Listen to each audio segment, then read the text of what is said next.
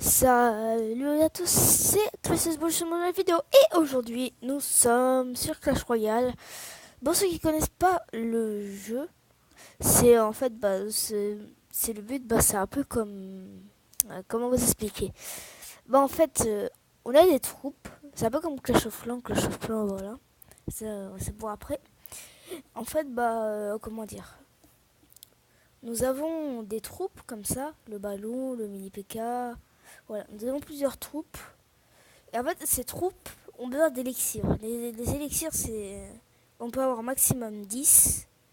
Et avec ces élixirs, on s'achète les troupes. Les élixirs sont gratuits, ils s'accumulent au fur et à mesure de la partie. Et je pense que c'est tout. Et en fait, le but, il y a plusieurs tours qui ont plusieurs vies. Enfin, plus de vie au fur et à mesure que le niveau augmente. Comme vous pouvez voir, je suis niveau 6. Je crois que c'est la moitié du level maximum. Je suis arène 3 et 8 arènes. Oui, je pense que j'ai tout dit sur le jeu. Je pense pas. Oui. Euh, si si on détruit par exemple les 3 tours adverses, on gagne 3 couronnes. Les couronnes, c'est pour débloquer ces coffres-ci là. 10 couronnes. Et en fait, quand on a 10 couronnes, on a ce petit coffre. Et en fait, avec ce petit coffre, on peut avoir un coffre. Bon, après, pour ceux qui connaissent la chauffe-là, rien n'est gratuit. Hein. Regardez, il faut des gemmes, et comme par hasard, les gemmes, faut payer. Ou soit on peut les avoir gratuitement. Mais comment dire, soit on peut les avoir gratuitement grâce au coffre. Mais c'est galère d'en avoir. Généralement, on en a par deux ou trois. Donc du coup, c'est le seul défaut que je trouve chez Clash Royale, c'est qu'il faut payer pour être avancé parce que il y a plusieurs cartes, regardez. Là, je les ai pas encore toutes débloquées. C'est un peu comme les troupes dans Clash of Clans. Et en fait, il y a plusieurs cartes. Et en fait, pour ces cartes, il faut des coffres. Du coup, on peut très bien avoir plusieurs coffres, du coup, dont celui-ci, celui-ci, celui-ci, celui-ci, celui-ci, celui-ci, celui-ci, celui-ci. Et en fait, eux, ils sont payants. On peut les avoir gratuitement, si je dis pas de bêtises. Mais ils sont rares. Ils sont très, très, très, très, très rares. Limite, pour chacun des trois qui sont présentés ici, j'en ai eu un seul. Donc, du coup, à se présenter, je vais vous dire, une composition qui est pour moi l'une des meilleures quand on est à peu près de mon niveau. Donc, du coup, voilà, je vais prendre mon temps, je vais vous expliquer tout ce qu'il y a. Alors la Valkyrie, alors pourquoi j'ai pris la Valkyrie? La Valkyrie est une troupe qui fait pas très mal. Euh, elle fait quand même 159 dégâts. Mais elle peut être très fort quand par exemple il y a, je sais pas, par exemple, je sais pas, des troupes comme voilà ça. Et si c'est sur le terrain, elle attaque très vite. Enfin, elle peut attaquer très vite. Donc du coup, quand elle va attaquer la troupe, parce que c'est pas quand elle va attaquer la troupe, généralement elle fait beaucoup de dégâts sur les troupes. Donc du coup, j'appelle ça la troupe de nettoyage parce que ça peut très bien défendre. Ensuite, il y a le bombardier. Le bombardier, c'est le serviteur, je crois, dans Clash of Clans. En fait, dans Clash of Clans, il se suicide. Enfin, il actionne sa bombe et quand il actionne, boum, il n'y a plus de squelette. Là, en fait, là dans ce jeu, il va lancer la bombe et qui fait la bombe qui fait 160 dégâts. Mais elle fait quand même mal. Du coup, voilà. Moi, j'utilise, bon, personnellement, je la mets en avant. C'est une des troupes que je mets en avant pour défendre. C'est une technique que je vous expliquerai au fur et à mesure. Alors après, il y a le canon, le petit canon. Le petit canon, je vais pas vous dire grand chose dessus. C'est tout simplement il tire des canons pour pouvoir anéantir les ennemis. Mais c'est pas une troupe qui bouge, enfin c'est une troupe fixe, on va dire. Et c'est très bien pour défendre, en gros. Ensuite, il y a le petit barbare. Le petit barbare, c'est une troupe d'attaque. Je sais pas forcément, j'utilise régulièrement. Enfin, dès que je le ai et je suis en pleine attaque attaque, enfin quand il y a vraiment beaucoup de troupes qui attaquent, généralement je prends celle-ci parce que c'est une bonne troupe, c'est une des meilleures troupes de mon deck. Ensuite les gargouilles c'est pas... C'est un peu des deux, elle peut très bien descendre et attaquer. Du coup moi je le mets en... Comme par exemple, je sais pas, des barbares attaques, imaginons. Je mets la gargouille en défense pour pouvoir les dégager. Enfin les tuer pour qu'ils fassent pas de dégâts sur mes tours.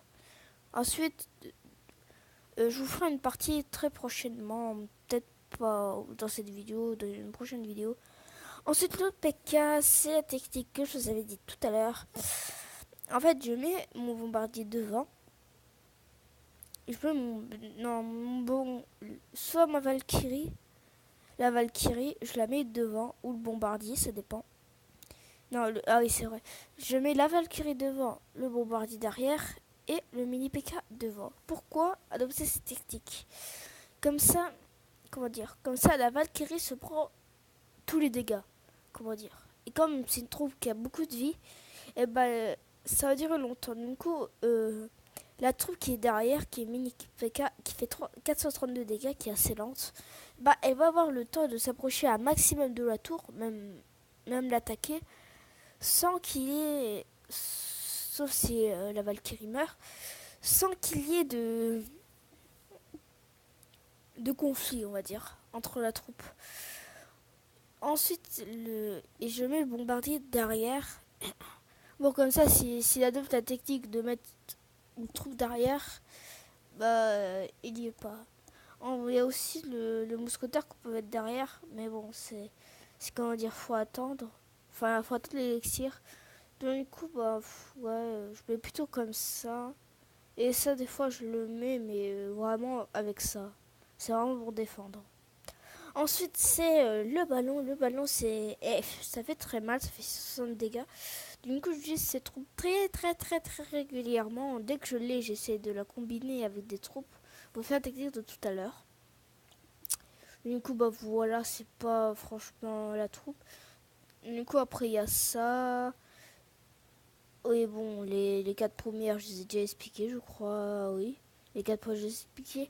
Le prince, c'est pareil, c'est pour monter la technique de mettre, voilà. Il fait moins de dégâts, mais comment dire, il a une charge. Enfin, des fois, il a une charge. En fait, ça fait beaucoup plus de dégâts. Ensuite, il y a mousquetaire, là j'ai tout expliqué. Là, ici, c'est la troupe farmer. Qu'est-ce que c'est qu'une troupe farmer? C'est... Bon, elle est pas autant farmer, mais c'est plutôt les troupes. Ça, c'est pour plutôt défendre les farmers. Alors, qu'est-ce qu'une troupe farmer? C'est des troupes, prendre des troupes les plus petites, ça veut dire des troupes qui font pas beaucoup de dégâts, enfin qui sont pas très fortes, et qui ont pas mal d'élixir. Pas beaucoup d'élixir. Comme ça, ils peuvent attaquer. Enfin, il y a plus de troupes, du coup, ça fait presque le même dégâts que si j'adoptais la technique. Je mets ça devant, je mets ça derrière et je mets ça. Je mets ça derrière. Voilà. Du coup, après, voilà, c'est vraiment une bonne technique. Ensuite, je vais vous expliquer toutes les troupes qui sont là. Oui, la vidéo prend un peu de temps. Le sort de foudre, j'essaie de me dépêcher. Le sort de foudre, c'est un genre de sort qui est sur une zone de... C'est marqué normalement les cases. Qui est sur une zone de... Un rayon de 3,5 cases. Et elle peut lâcher des foudres qui font très mal. Voilà. Voilà, ça fait vraiment beaucoup de dégâts. Pourquoi ça m'a fait ça? Ah, voilà. Ensuite, il y a la boule de feu. La boule de feu, en fait, c'est une boule de feu. C'est une boule de feu qui sort de la tour et qui fait du dégât. Là, le gobelin, c'est un petit bonhomme vert, un petit Shrek, là. Je l'appelle comme ça. Et en fait, quand on la voit, il fait, ouais, pas beaucoup de dégâts. Enfin, quand on la voit, c'est par deux. Et en fait, ils attaquent avec des couteaux. Là, c'est pareil, sauf que c'est le gobelin lance. Lui, il lance des lances, pas grand chose à dire. Ça, la pierre tombale, ça lance, en fait. C'est un bâtiment qui coûte pas très cher. En fait, quand on le lance, il y a des squelettes qui sortent. Quand on peut voir par l'illustration, il y a des squelettes qui vont sortir tranquillement, voilà. Et quand ils vont attaquer les tours les plus proches, ça sort à peu près toutes les 2 secondes. Là, c'est pareil, sauf que c'est avec des gobelins. Et puis c'est tout, je pense que c'est tout. Voilà. Dans la prochaine vidéo, je vous ferai 2 attaques en replay. 2 attaques gagnantes, bien sûr. Et je vous expliquerai un peu cette technique. Donc j'espère que cette vidéo vous aura plu. N'hésitez pas à mettre un j'aime, appuyez sur le petit bouton rouge. Salut!